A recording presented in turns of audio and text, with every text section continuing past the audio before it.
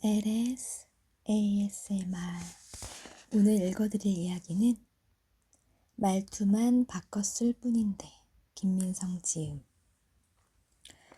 저는 직설적이라는 말도 들어봤어요.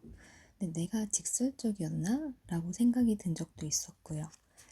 그래서 서점에서 책을 읽다가 이 책 소장해야겠다 라고 생각을 해서 개타게 되었고요. 여러분들도 읽다 보면 다 아는 내용인데 별거 아닌데 라고 생각할 수도 있지만, 그런 것들이 우리가 알고 있지만 실천이 어려운 거잖아요. 그래서 이 책을 읽고 또 읽고 해야겠다라고 생각을 했어요. 처음부터 안 읽어드리고 제가 읽다 많은 부분부터 읽어드릴게요. 한 문장을 한 번에 말하라. 누구나 유능해 보이고 싶은 욕구가 있습니다. 보통 그 기준을 말해서 찾는데요. 그만큼 말의 힘이 크다고 믿는 것이다. 그럼에도 불구하고 우리는 이따금 말실수를 한다. 아니, 잘못된 습관으로 원하는 이미지를 심어주지 못한다는 표현이 더 적절하겠다. 대표적인 사례가 다음처럼 한 문장을 여러 개로 나눔으로써 어눌하게 보이는 셈이다. 안녕하세요. 김민성입니다. 오늘 하루 즐겁게 보내셨나요? 오늘 발표할 내용은 말 잘하는 법에 대한 이야기입니다. 이해하셨나요?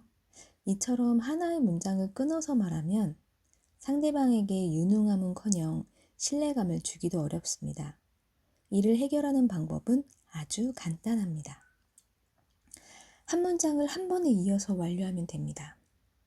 예를 들어 비포, 안녕하세요. 김민성입니다. 이렇게 끊어서 읽는 것을 애프터, 안녕하세요. 김민성입니다. 이렇게 이어서 하라는 것 같아요. 또 오늘 하루 즐겁게 보내셨나요? 이게 아니라 오늘 하루 즐겁게 보내셨나요? 이렇게 부드럽게 하라는 것 같거든요. 말 그대로 한 문장 한 문장 완료하는 느낌으로 전달하는 것이다. 사실 전자처럼 틈을 두게 되는 이유는 너무 완벽하게 하려는 욕심이 생겨서이다. 하지만 그럴 필요가 없다. 아니, 되려 긴장을 하게 되는 역효과를 부를 뿐이다. 나 역시 생소한 분야나 어려운 단어가 많을 때에는 한 문장을 한 번에 끊는 게 어렵다. 이 경우에는 연습만이 답입니다. 우리의 목의 근육도 몸의 다른 근육과도 같다고 생각하면 이해가 쉬울 거예요. 춤 동작을 영상으로 보거나 머리로 한 100번 상상하는 것보다 몸으로 직접 한번 쳐보는 게 도움이 됩니다. 이와 같이 준비된 발표가 있다면 혼자 스몰 토크하듯이 중얼거려 보면 좋겠습니다. 그 자체만으로도 발음이 자연스러워지고 한 문장을 한 번에 말하는 게 쉬워집니다. 진정으로 전문가처럼 보이고 싶다면 이 훈련은 꼭 해볼 것을 추천합니다. 시간을 특별히 내지 않더라도 마음만 있다면 출근 시간, 점심시간, 그것도 힘들다면 발표 전날 등 언제든지 할 수 있으니까요. 오늘 당신을 인생에 변화시켜줄 명언 한 줄. 긍정적인 말투를 사용하면 당신의 자존감이 더 단단해진다. 조이스 마이어. 나의 단점을 내 입으로 말하지 마라. 사람들은 흔히 하는 실수가 있다. 다름이 아니라 단점을 스스로 드러내는 것이다. 그러고는 본인은 솔직한 게 매력이라고 한다. 그런데 그것을 말하는 순간 상대방 눈에는 그 부분밖에 보이지 않는다. 그러므로 관계를 맺는 초반이나 발표를 해야 하는 상황에서는 특히 조심해야 한다. 이를 심리학에서는 초두 효과라고 하는데, 처음 느낀 이미지가 관계에 큰 영향을 미치고 다른 모습을 보여주더라도 첫인상을 바뀌기가 쉽지 않다. 그러니 굳이 내 입으로 단점을 말할 필요가 없다. 이와 상반되는 후광 효과도 있다. 당사자의 실체와 상관없이 후광만으로 이미지가 각인되는 현상을 일컫는다. 더욱 쉬운 설명을 위해 아래 두 문장을 살펴보자. 저는 이혼했습니다. 취미는 독서이며 서울대학교를 나왔고 대기업에 다니고 있습니다. 저는 서울대학교를 나왔으며 취미는 독서이고 대기업에 다니고 있습니다. 그리고 사실 이혼을 했습니다. 1번처럼 말하면 아무리 수많은 장점을 나열하더라도 그는 사람들에게 이혼한 사람으로 낙인될 게 분명합니다. 그렇다고 이혼이 나쁘다는 뜻은 아니니 오해 없길 바랍니다. 한편으로 2번같이 말을 하면 서울대를 졸업한 이미지가 더 크게 다가온다. 정리하자면 전자는 이후에 어떤 행동을 보여도 이혼한 사람으로, 후자는 서울대를 졸업한 사람으로 각인되는 것이다. 명심하자. 윤리적으로 문제가 되지 않는 한 나의 단점을 굳이 먼저 말할 필요는 없다. 대신 상대방이 물어보거나 꼭 대답해야 하는 관계에서만 솔직하고 당당하면 된다. 나의 능력을 알리고 싶다면 정확한 수치로 말하라.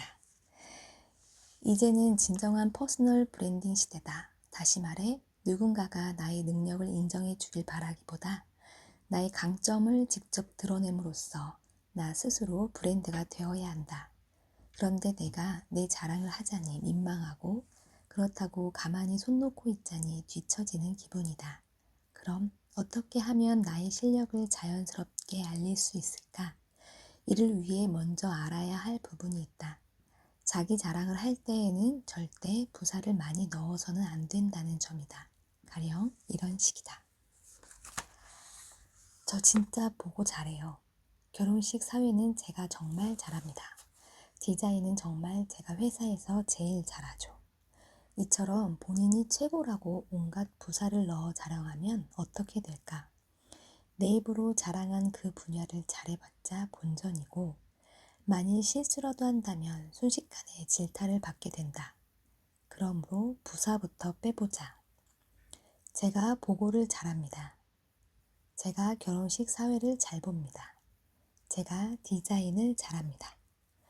앞에 예시보다 훨씬 깔끔하면서도 메시지 전달이 잘 된다. 하지만 왠지 모르게 2% 부족한 느낌이 있다. 게다가 부사를 덜어낸다고 해서 이렇게 자신의 실력을 드러낼 수 있는 사람도 많지 않다. 잘하는 것을 말하는 게 잘난 척으로 비친다고 생각하기 때문이다. 엄연히 다른 표현인데도 그 고정관념을 깨기가 쉽지 않다. 이때 적용할 수 있는 방식이 정확한 수치로 전달하는 것이다. 제가 12년째 보고를 맡아서 이어오고 있습니다. 제가 결혼식 사회를 20대부터 지금까지 80번 이상 진행해 봤습니다. 제 전공이 디자인이고 디자인 경력만 약 8년입니다. 어떤가? 부사를 뺨으로써 심플해짐은 물론 경력이 추가되어 신뢰감까지 더해졌다. 이렇듯 나의 능력을 누군가에게 말할 땐 현란한 부사를 덧붙이면서 자랑하는 듯한 말투보단 경력을 명확하게 언급하며 담백하게 말하는 게 훨씬 효과적이다. 저도 이걸 많이 공감해요. 수치로 전달한다. 이게 중요한 것 같아요. 오늘 당신의 인생을 변화시켜줄 한 줄 명언. 자신에 대해 말하는 방식이 당신의 자존감을 결정한다. 윌리엄 제이스. 명칭만 바꿔도 훨씬 더 고급스러운 느낌을 준다. 당신이 고객에게 보내는 가격 신호는 높은가 낮은가? 여기서 말하는 가격 신호란 시장 경제의 경제적 정보의 일종으로 소비자와 생산자에게 주어지는 재화나 서비스 가격의 변화가 있을 때 소비자의 수요와 생산자의 공급을 증가 또는 하락하게 하는 신호이다.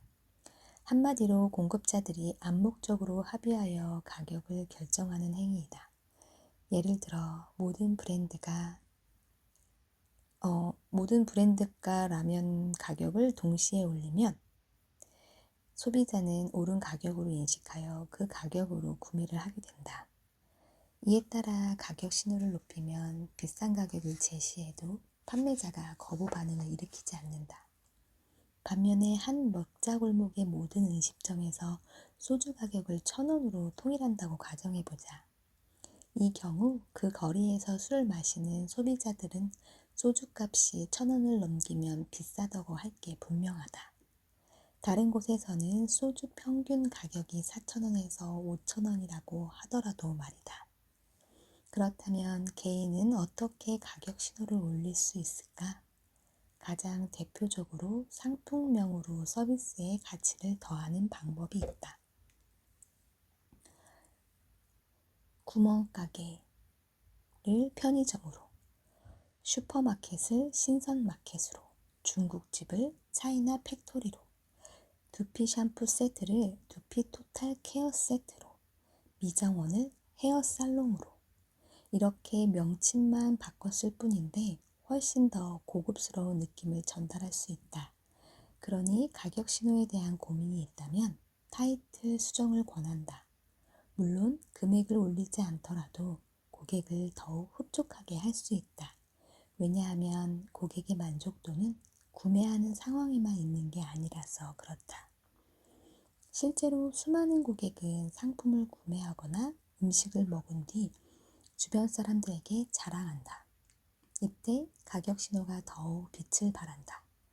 가령 누군가에게 음료수를 선물하면서 구멍가게에서 사온 거야 라는 말보다 편의점에서 사온 거야 혹은 신선마켓에서 사온 거야 라고 표현하는 표현이 더 고급스럽고 받는 사람 입장에도 만족스럽다. 그뿐만 아니라 본인이 소비를 합리화할 때 가격도 그 가격 신호는 힘을 발휘한다. 인터넷에서 산 거야 라고 했을 때보다 백화점에서 산 거야 라고 한다면 같은 물건이라 할지라도 다르게 느껴지며 단순히 머리 정리를 하고자 할 때에도 비슷한 금액이라면 미장원 원장님보다 헤어스타일리스트에게 맡기고 싶은 게 당연한 심리이다. 이렇게 가격 신호는 일상의 여러 부분에 영향을 미친다. 그러니 당신도 네이밍으로 상품과 서비스의 변화를 시도해봐라. 분명 이전과는 다른 성과가 있으리라 믿는다. 대화에도 자살골이 있다. 축구 경기를 관람하는 중에 내가 응원하는 팀이 가장 중요한 순간에 자살골을 넣었다고 생각해보자. 팬으로서 얼마나 당황하고 실망감이 클까? 더욱이 이기고 있거나 역전할 수 있는 상황이었다면 힘이 더 빠질 게 틀림없다. 물론 이런 광경이 자주 발생하지는 않는다. 하지만 많은 사람들이 일상에서 자살골을 넣고 있다. 본인이 사용하는 언어를 통해서 이를 미국의 미디어 전략가 프랭크 런츠는 언어 자살이라고 표현을 했다. 부정적인 뉘앙스로 이야기한다거나 스스로 약점을 들추어 본인을 불리한 입장에 빠뜨린다고 할 때, 몇몇 사례를 통해 우리가 어떤 실수를 범하는지 알아보자. 저는 사실 소심합니다. 제가 어제 과음을 해서요. 어떤가 그리 어렵지 않게 내가 할 수도 있고 제3자를 통해 들을 수도 있는 말이다. 그러나 어떤 자리에서든 이런 이야기를 하게 되면 상대방은 당신이 무엇을 하든 소심한 사람, 과음한 사람으로만 볼 것이다. 한마디로 긍정의 시선을 기대하기는 어렵다. 이런 현상을 심리학에서는 라벨링 효과라고 부른다. 특정한 기대나 예측이 그에 따른 행동 변화를 이끌어 예상했던 바가 실현됨을 의미한다. 예를 들어 교사가 학생을 우등생으로 라벨링하면 학생이 더 열심히 공부하게 되면서 실제로 성적 향상이 된다는 논리이다. 반대로 낙제생으로 라벨링된 학생은 점점 자존감이 낮아지는 동시에 학업에 대한 의욕이 떨어져 성적이 뒤처질 수 있다는 얘기다. 그런데 여기까지는 상대방에 의한 라벨링이지만 앞서 언급한 언어 자살은 본인이 직접 라벨링하는 셈이다. 굳이 붙이지 않아도 라벨을 직접 붙여 다른 사람들에게 나쁜 시선을 심어주는 것이다.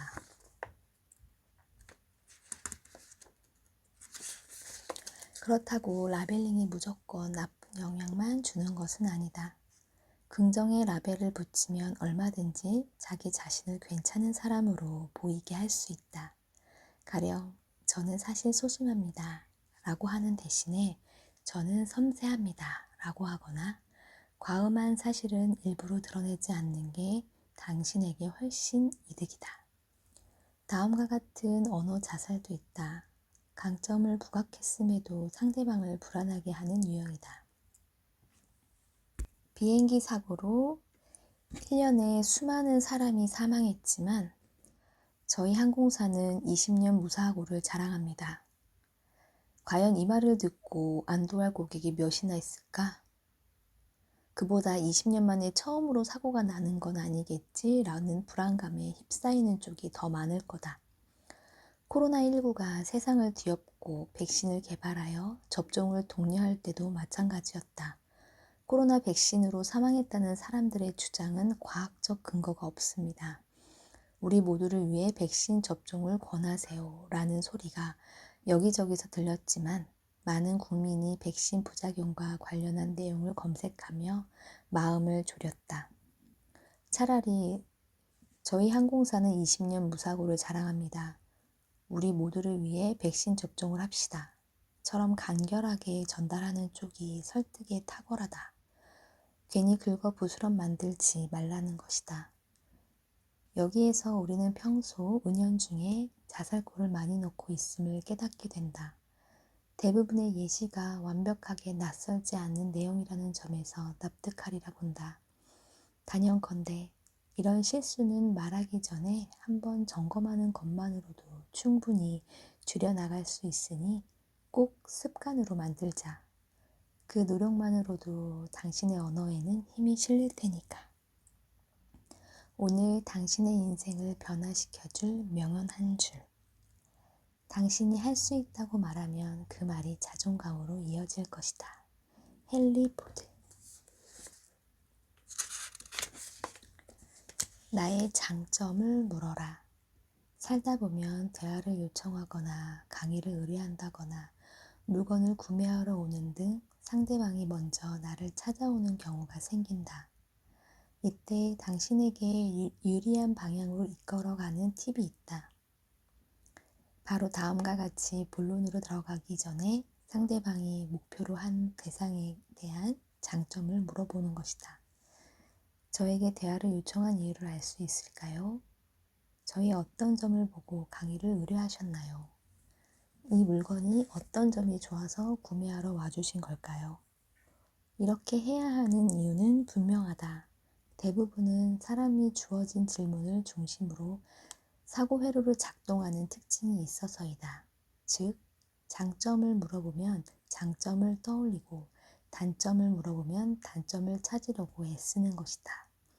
가령 이 제품을 사용할 때 어떤 부분이 좋았나요? 라고 질문을 하면 좋았던 기억을 찾아내지만 이 제품을 사용했을 때 어떤 점이 불편했나요? 라고 물으면 온갖 나쁜 점을 끄집어낸다.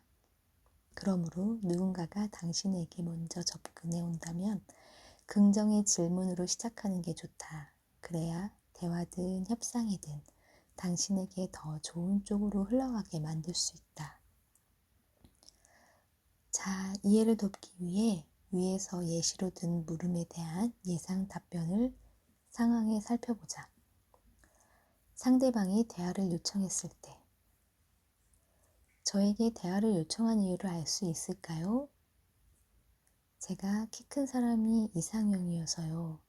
그리고 멀리서 보는데 위트 있어 보여서 이야기해보고 싶었어요. 두 번째, 상대방의 강의를 의뢰를 했을 때 저희 어떤 점을 보고 강의를 의뢰하셨나요? 블로그와 인스타그램으로 활동하는 모습을 꾸준히 지켜봐 왔어요. 심리학을 다루는 부분이 꽤 인상적이더라고요. 또 저희 영업 조직에 많은 도움이 될 듯해 연락드렸습니다. 세 번째, 상대방이 물건을 구매를 원할 때 이 물건이 어떤 점이 좋아서 구매하러 와주신 걸까요? 다른 브랜드의 노트북도 직접 확인해 봤는데 확실히 여기 제품이 가벼워서 들고 다니기에 편할 듯 하더라고요. 1번과 3번 모두 상대방의 답변에 당신에게 느낀 매력 포인트가 모두 들어있다. 이에 따라 당신은 이 내용을 바탕으로 태도를 취하면 된다. 1번의 상황에서는 큰 키를 어필하는 동시에 위트 있는 말투와 표정, 제스처를 유지해가면서 관계를 이어가면 되고, 2번 상황에서는 SNS 활동을 부각하며 심리학의 강점을 주제로 강의를 진행하면 된다. 3번의 상황에서는 저희 브랜드를 찾는 고객님 대부분이 이동하면서 노트북을 사용하는 분입니다. 다른 브랜드를 구매하다가도 중고로 판매하고 새로 장만하시더라고요. 특히 이동이 많은 프리랜서들의 후기가 좋으니 고객님이 사용하기에도 좋았으리라 봅니다. 이와 같은 상대방의 필요를 겨냥한 제품의 장점을 언급하며 핵심 가치만 전달하면 된다. 이렇듯 내가 하는 질문에 따라서 상대방은 검색하는 방향이 달라진다. 그러니 상대방이 먼저 다가왔다면 곧장 설득하기보다 장점부터 물어봐라. 상대방의 답변 속에 당신이 보여줄 자세와 전달해야 할 요소가 모두 들어있을 뿐만 아니라 당신의 자신감도 지켜줄 테니까.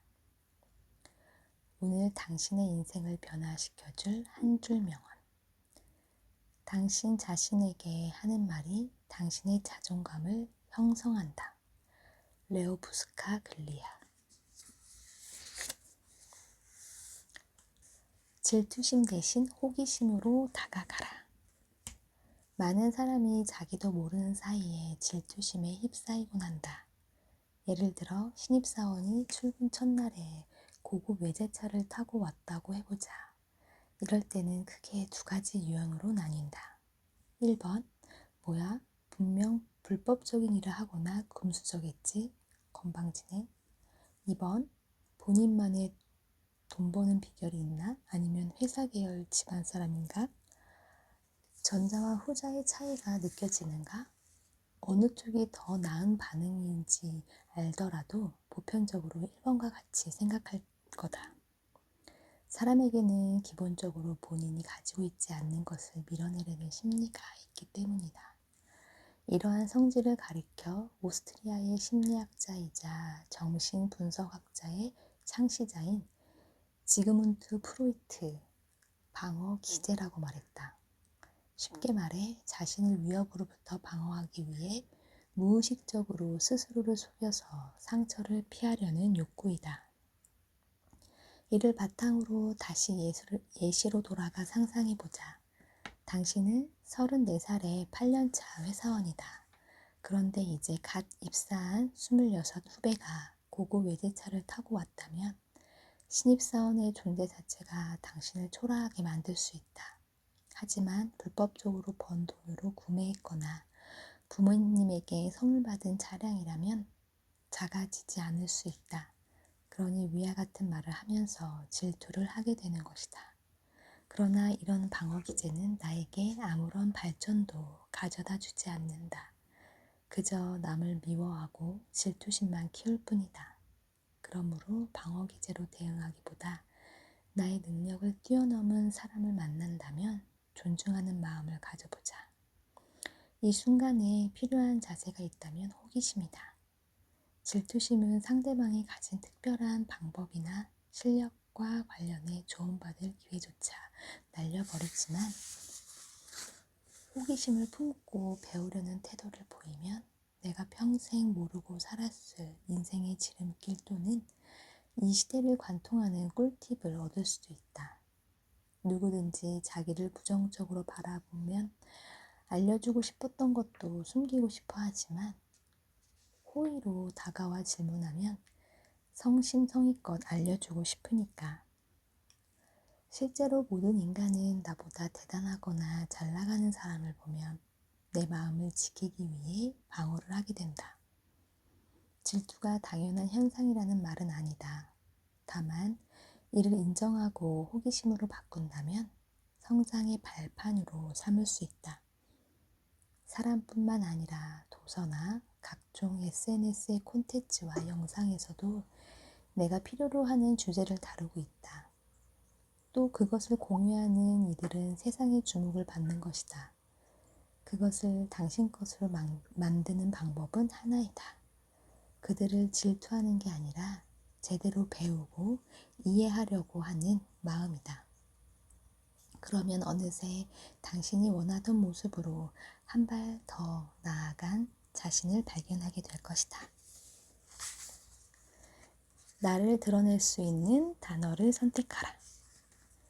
누군가에게 잘 보이고 싶거나 잘 보여야 하는 자리에 참석해야 할 때가 있다.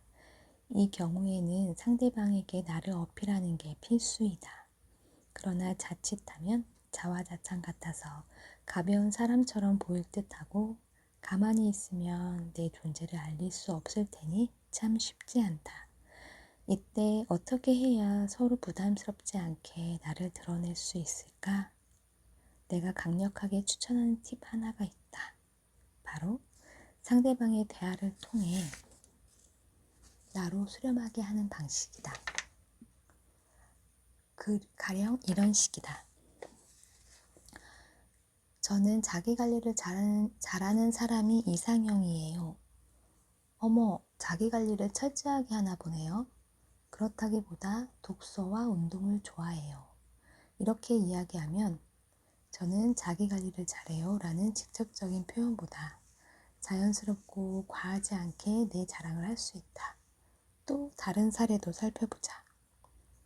저는 자기 일에 최선을 다하는 분에게 매력을 느끼는 편이에요. 워커홀릭이신가 봐요. 그 정도는 아니지만 제 일을 즐기면서 하고 있어요. 즉, 선호하는 유형을 언급하면서도 당신도 그런 사람임을 은연중에 드러내라는 것이다. 위의 예시에서도 저는 이런 사람을 좋아해요. 제 주변에는 이런 친구가 많습니다. 라는 말도 비슷하다. 이처럼 나를 수렴시키는 건 관심이 있는 이성 또는 잘 보여야 하는 대상 외에 모든 타인에게 우습거나 가벼워 보이지 않게 스스로를 포장할 수 있는 아주 좋은 스킬이다. 당연히 상대방과의 대화 흐름 속에서 자연스럽게 활용해야 제대로 힘을 발휘할 수 있다. 뜬금없이 좋아하는 스타일과 이상형을 언급했다가는 이상한 사람으로 오해받을 수 있다. 잊지 말자. 무엇이든 유연한 게 좋다. 섣부르게 행동하지 말고 자랑도 전체 분위기 속에서 자연스럽게 녹여내리도록 하라. 그래야 당신의 가치가 더욱 빛난다. 오늘 당신의 인생을 변화시켜줄 한 줄 명언. 자신을 사랑하지 않으면 말투에 그것이 드러난다. 브렌 브라운. 언제 어디서든 홈그라운드라고 생각해라. 스포츠 심리학 용어 중에 홈그라운드 효과가 있다.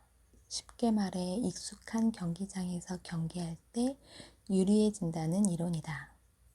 이와 관련해 영국 노선부리와 대학교의 심리학과 닉 리브 교수님께서 실시한 연구가 있다.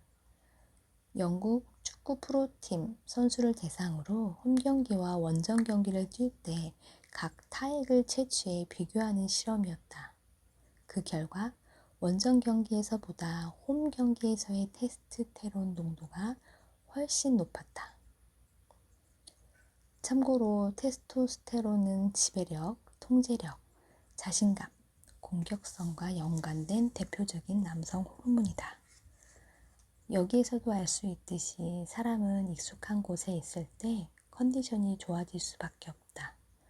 관심이 있는 이성과의 만남이 약속되어 있거나 중요한 미팅 자리가 있을 때 해당 장소를 홈그라운드로 만든다면 나에게 유리한 쪽으로 분위기를 이끌어갈 수 있다. 그렇다면 처음 가는 곳을 어떻게 하면 나의 홈그라운드로 설정할 수 있을까? 바로 약속 시간보다 15분 전에 도착하는 것이다. 이를 증명하기 위해 나의 학창시절 이야기를 잠깐 해본다. 나는 고등학생 때부터 대학 시절까지 무용을 전공했다.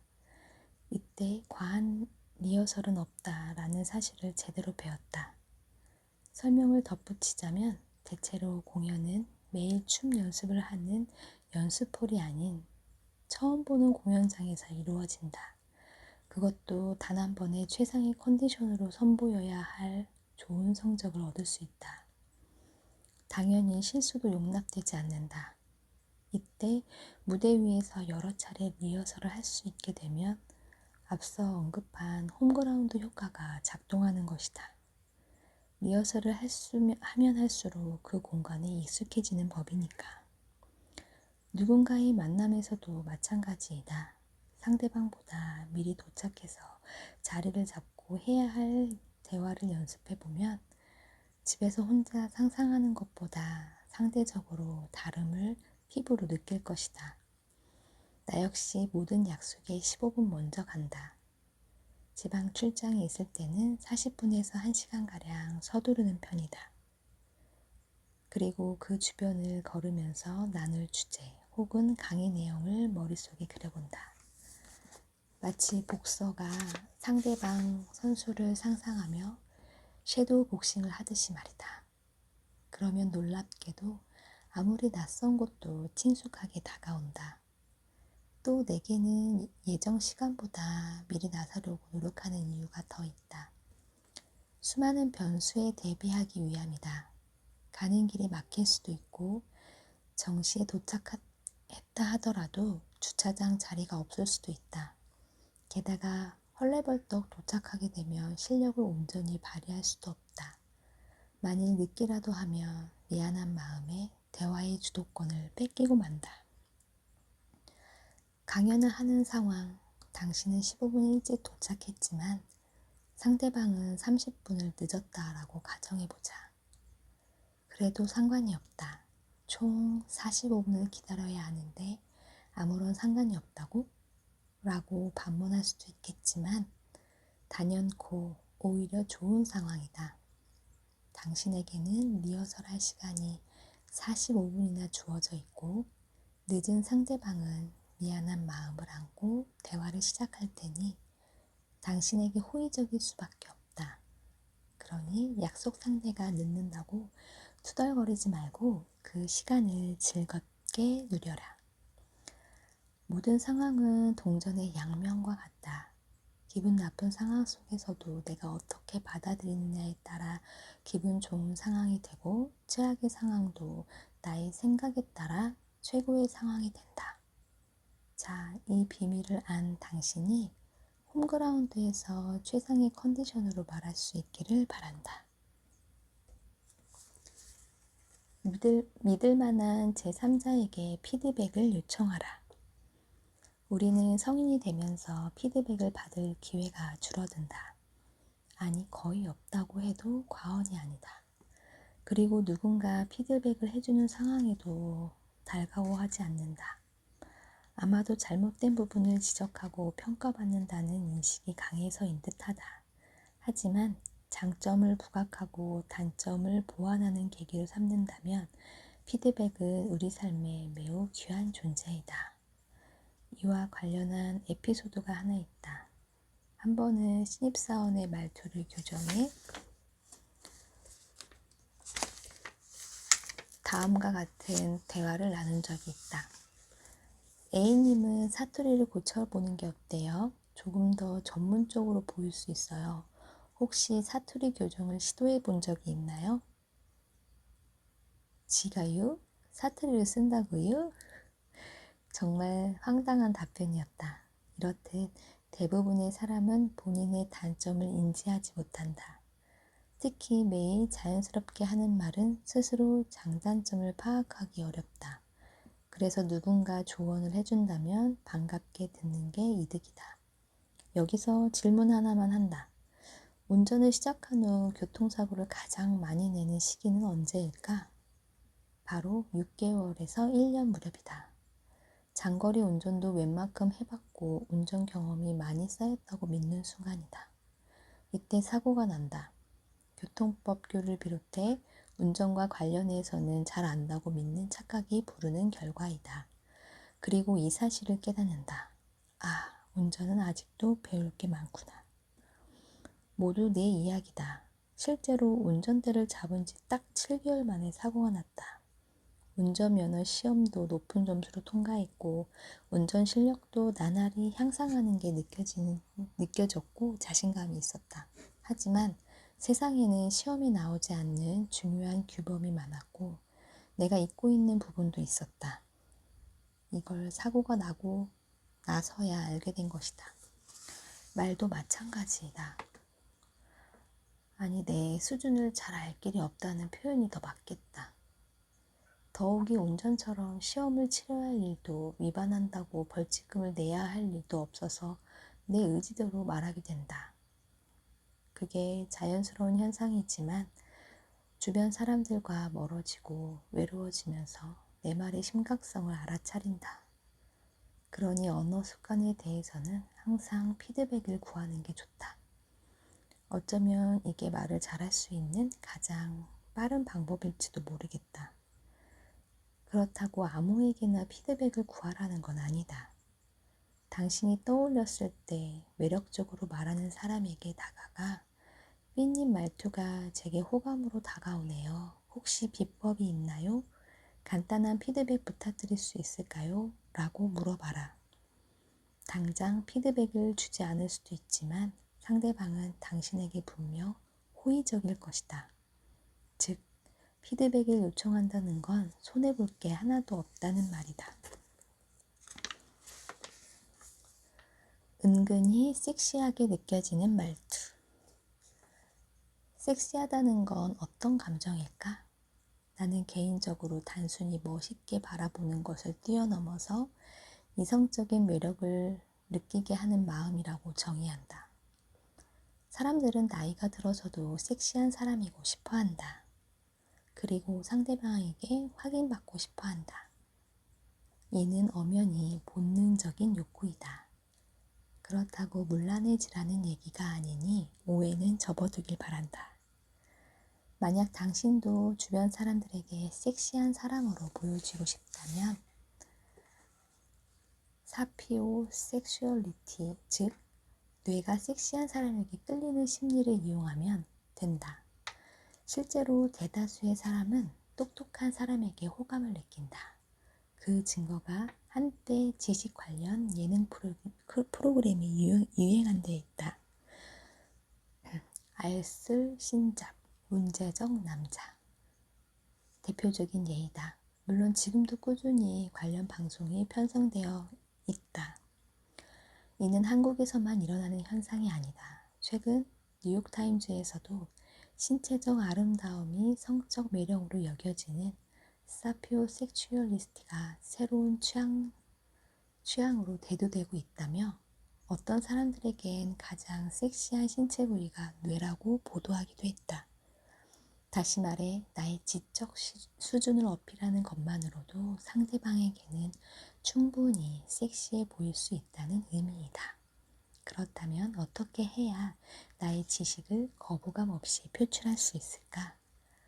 우선 첫 번째는 다방면으로 공부하는 게 필요하다.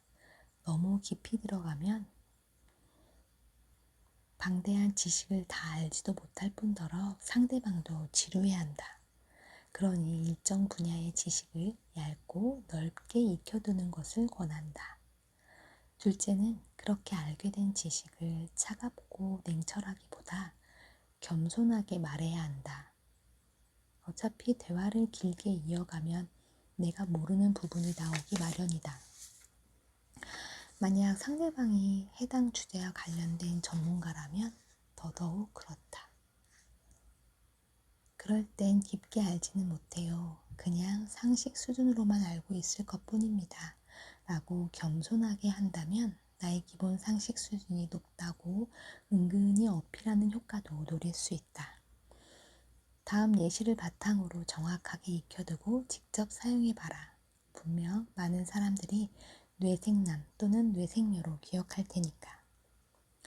저는 건축학과를 졸업했어요.